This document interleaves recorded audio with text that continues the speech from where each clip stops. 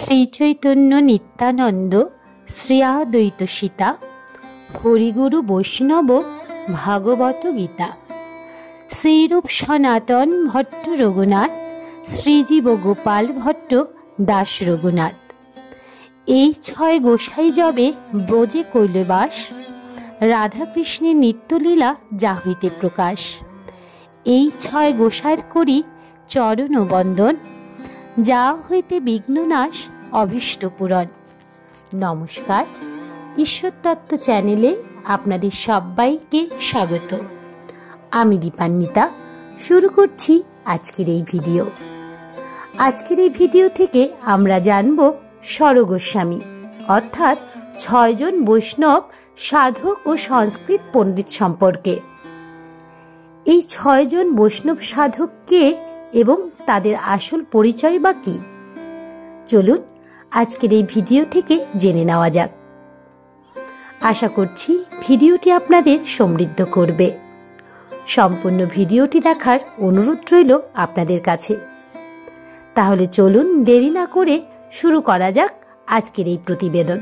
স্বরগোস্বামী বা ৬ জন বৈষ্ণব সাধক ও সংস্কৃত পণ্ডিত: সনাতন গোস্বামী, রূপ গোস্বামী, রঘুনাথ দাস, গোপাল ভট্ট, রঘুনাথ ভট্ট ও জীব গোস্বামী। এই ৬ জনকে গৌড়ীয় বৈষ্ণবগণ একত্রে স্বরগোস্বামী নামে অভিহিত করেন। এরা কম বেশি সকলেই শ্রী চৈতন্য মহাপ্রভুর ঘনিষ্ঠ সান্নিধ্য লাভ করেছেন এবং এদের ঐকান্তিক প্রচেষ্টাই গৌড়ীয় বৈষ্ণব ধর্মের ভিত্তি সুদৃঢ় হয়েছে।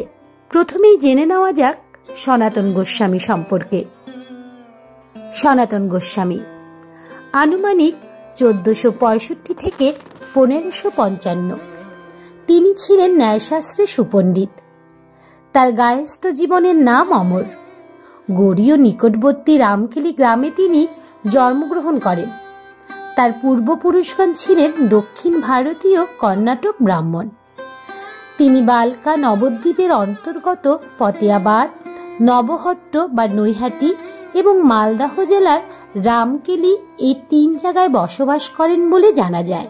নৈয়ায়িক বাসুদেব সার্বভৌম ও সহোদর মধুসূদন বিদ্যা বাচস্পতি ছিলেন তার শিক্ষাগুরু। সনাতন সুলতান হোসেন শাহের রাজদরবারে রাজস্ব মন্ত্রী হিসাবেও কাজ করতেন।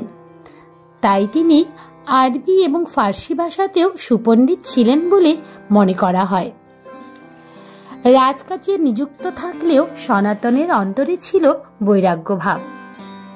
শ্রী চৈতন্য মহাপ্রভুর বৃন্দাবন গমনকালে সম্ভবত ১৫১৫ খ্রিস্টাব্দে রামকেলিতে তার সঙ্গে মিলিত হওয়ার পর তিনি চাকরি ত্যাগ করেন এবং অল্পকালের মধ্যেই শ্রী চৈতন্যের অনুগামী হন তিনি।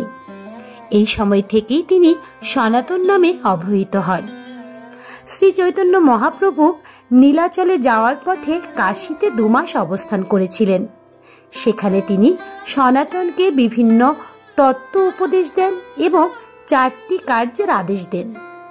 সেগুলো হলো: ১. ভক্তি গ্রন্থ রচনা, ২. ভক্তি এবং সদাচার প্রচার, ৩. লুপ্ত তীর্থ উদ্ধার এবং ৪. শ্রী বিগ্রহ সেবা প্রকাশ। এরপর থেকে সনাতন বৃন্দাবনে অবস্থান করেন এবং বৈষ্ণব ধর্মকে একটি তাত্ত্বিক ভিত্তিতে প্রতিষ্ঠিত করেন। এই সময় তিনি সংস্কৃত ভাষায় নানা গ্রন্থ প্রণয়ন করেছিলেন। সেগুলোর মধ্যে উল্লেখযোগ্য হল বৃহৎ ভাগবতামৃত, বৃহৎ বৈষ্ণব তোষিনী, লীলাস্তব, হরিভক্তি বিলাস ইত্যাদি উল্লেখযোগ্য। রূপ গোস্বামী আনুমানিক ১৪৭০ থেকে ১৫৫৯। তিনি ছিলেন সনাতনের অনুজ। রামকেলিতেই তার জন্ম হয়েছিল। তার পিতৃদত্ত নাম সন্তোষ, কিন্তু শ্রী চৈতন্য মহাপ্রভুর প্রদত্ত নাম ছিল রূপ। রূপ নামেই তিনি সর্বজন বিদিত। রূপও সুলতান হোসেন শাহের দরবারে চাকরি করতেন। তিনি ছিলেন সুলতানের প্রধান সচিব। রূপ গোস্বামী বাল্যকাল থেকেই ছিলেন কৃষ্ণ ভক্ত। শ্রী চৈতন্যদেব যখন বৃন্দাবন যাচ্ছিলেন তখন রূপ তাকে প্রয়াগে দর্শন করেন এবং তার নিকট ভক্তি তত্ত্ব সম্পর্কে শিক্ষা লাভ করেন। মহাপ্রভুর নির্দেশে তিনি বৃন্দাবনে গিয়ে লুপ্ত তীর্থ ও লুপ্ত গোবিন্দ বিগ্রহ উদ্ধার করেন এবং কয়েকটি মূল্যবান বৈষ্ণব গ্রন্থ রচনা করেন। তার উল্লেখযোগ্য গ্রন্থগুলি হল হংসদূত, উদ্ধব সন্দেশ, বিদগ্ধ মাধব, ললিত মাধব ইত্যাদি উল্লেখযোগ্য। রূপ গোস্বামীর কবিত্ব শক্তি ও পাণ্ডিত্য অধিক, কেননা তিনি যেসব প্রামাণ্য বৈষ্ণব গ্রন্থ রচনা করেছিলেন সেসব শুধু সাক্ষ্য হিসাবেই নয়, কাব্য ও রসবিচারেও উত্তম বলে বিবেচিত হয়। তিনি এসব গ্রন্থে গৌড়ীয় বৈষ্ণব দর্শনে কৃষ্ণ সুপ্রতিষ্ঠিত করে ভক্তিরসের বিশদ আলোচনা এবং মধুরভাবে রাধাকৃষ্ণ উপাসনার রীতিও প্রবর্তন করেন।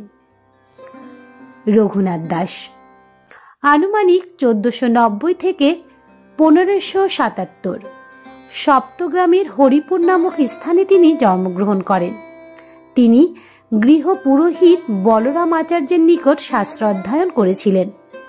বাল্যকাল থেকেই তার মধ্যে বৈরাগ্যের লক্ষণ প্রকাশ পায়। তিনি হরিদাস ঠাকুরের ব্যক্তিত্ব ও ভক্তিতে মুগ্ধ হয়ে তার সেবা করেন এবং যবন হরিদাসের কৃপাভাজন হন তিনি।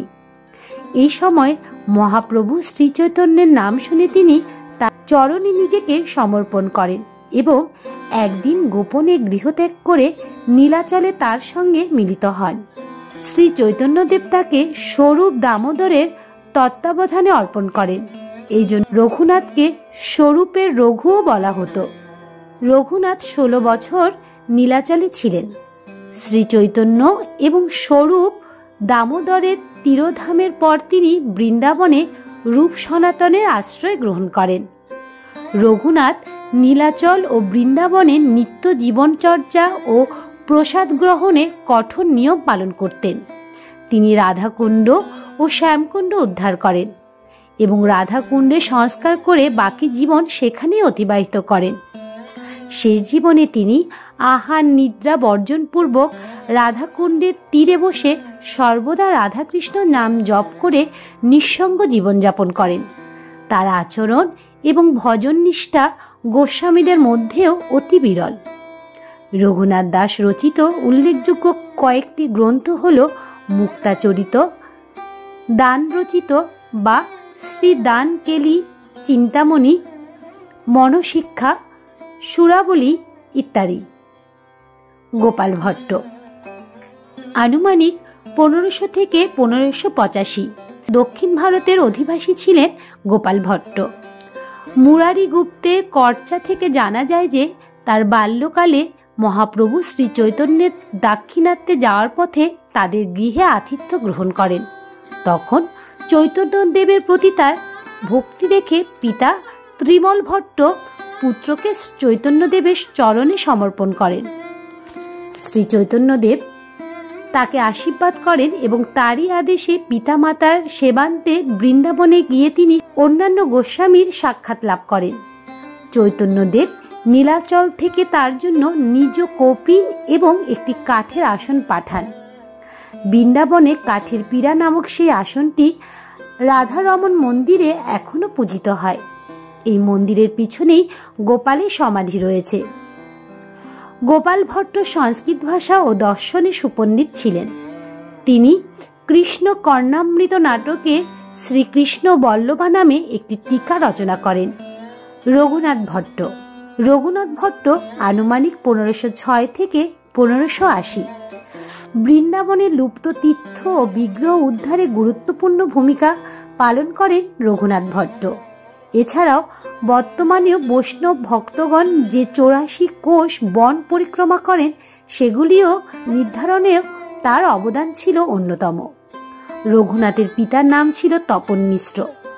শ্রী চৈতন্য পূর্ববঙ্গ ভ্রমণে এসে পদ্মা তীরবর্তী রামপুর গ্রামে তপন মিশ্র আতিথ্য গ্রহণ করেন এবং তখন রঘুনাথকে ভক্তি তত্ত্ব শিক্ষা দেন।